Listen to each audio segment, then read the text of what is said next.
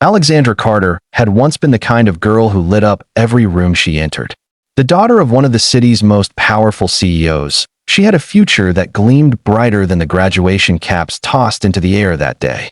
But as she sat in her wheelchair, dressed in her cap and gown, staring out the window while laughter filled the hall behind her, she felt invisible. The crowd of families and friends celebrating the end of a chapter in their lives seemed like a world she no longer belonged to. Her hands gripped the rolled diploma in her lap, not with pride, but with the hollow ache of what she'd lost at a car accident 2 years earlier had stolen her ability to walk, her confidence, and most painfully, her belief in herself. Her friends had drifted away, her father had buried himself in his work to hide his guilt, and Alexandra was left with the deafening silence of loneliness. The world kept spinning, but she felt stuck in place, watching life move on without her.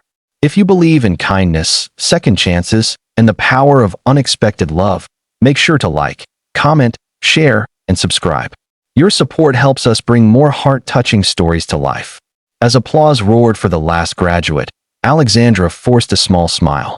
Everyone around her stood up to embrace loved ones, take photos, and celebrate. But she couldn't bring herself to will forward.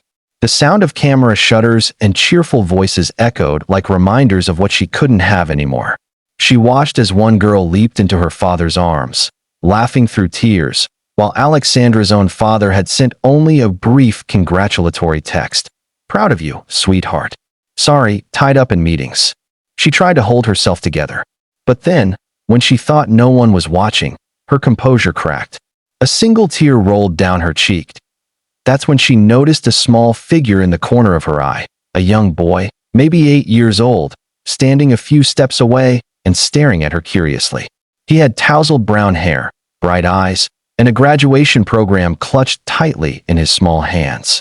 Behind him stood a man, tall, worn from hard work, his jeans slightly faded, his expression kind but uncertain. The boy tugged his father's hand and whispered something.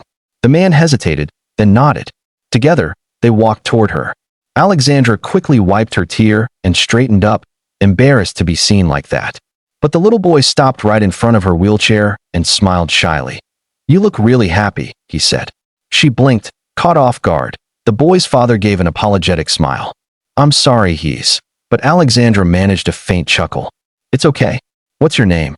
"Tommy," he said proudly. "My dad said today is a big day for brave people." His father smiled gently and extended a hand. "I'm Marcus. Congratulations, miss."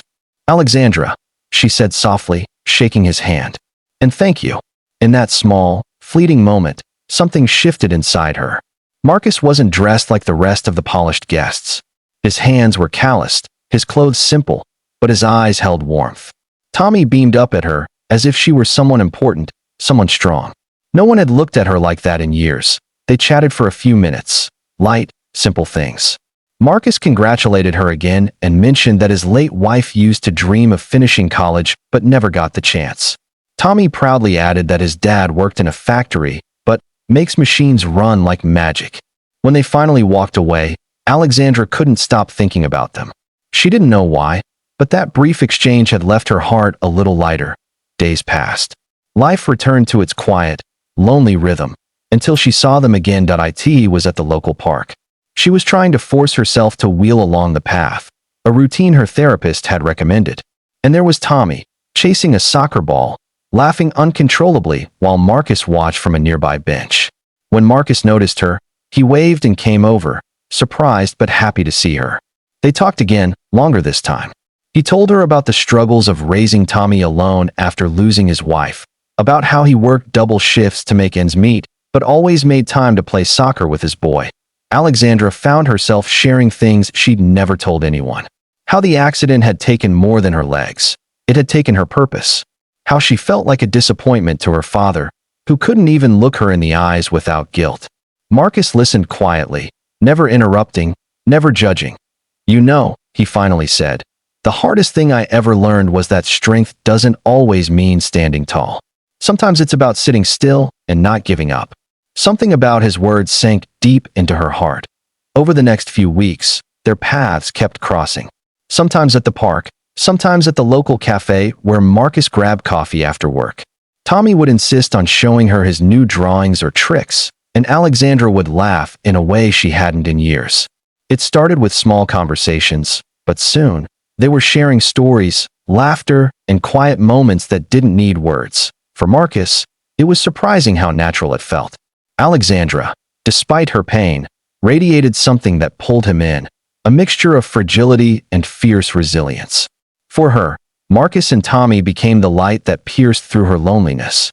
They treated her like a person, not a broken version of who she once was. One afternoon, Alexandra invited them to a small art exhibition she was organizing for her therapy group. She had rediscovered painting, something she'd loved before the accident, and it had become her way of healing. Marcus showed up with Tommy, holding a bouquet of wildflowers.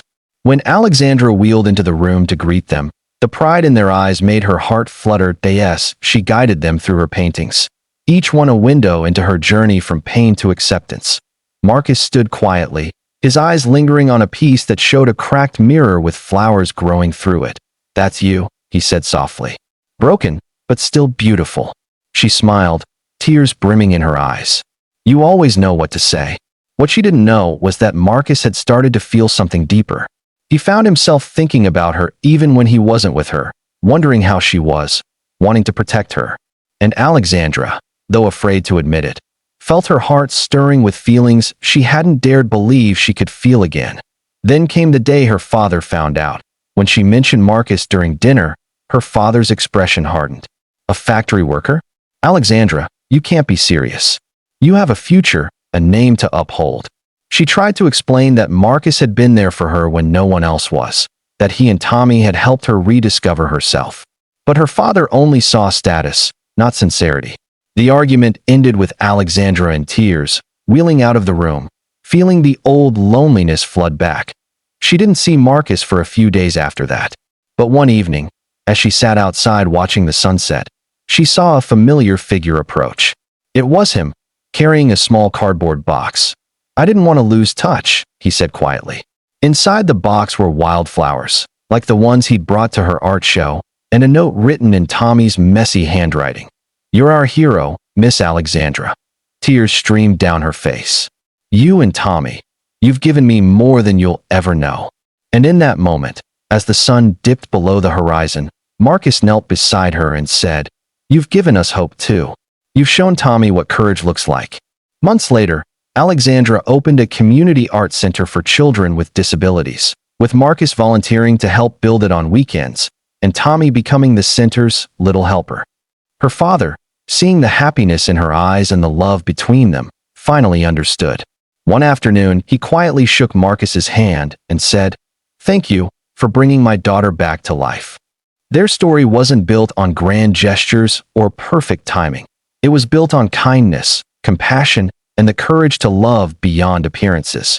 Years later, on the anniversary of her graduation, Alexandra stood, with the help of therapy and sheer determination. Marcus and Tommy were there, clapping, their faces filled with pride. It wasn't just a step for her body, it was a leap for her soul. She looked at them, tears glistening, and whispered, "What started as a graduation day ended as forever."